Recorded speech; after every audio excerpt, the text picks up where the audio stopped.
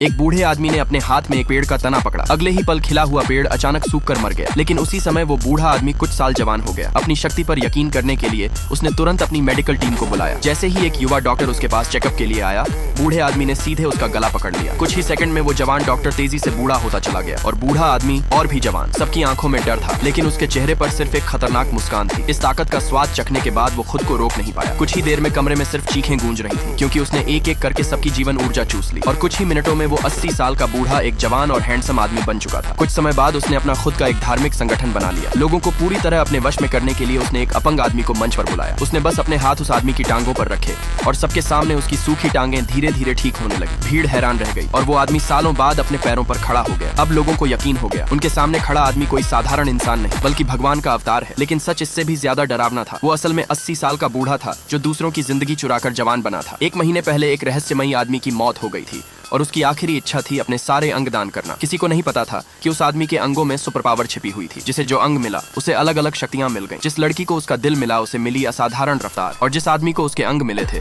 वही अब इस नकली धर्म का नेता बन चुका था। जब उसे पता चला कि और भी लोग हैं जिनके पास शक्तियां हैं, उसने एक चाल चली। उसने एक भव्य चैरिटी गाला आयोजित किया ताकि सारे सुपर पावर वाले लोग खुद उसके पास आ जाएं। और जैसा उसने सोचा था, उस रात कई खास मेहमान उसके जाल में फंसने वाले थे। आगे क्या होगा, पार्ट 2 देखने के लिए सब्सक्राइब करें।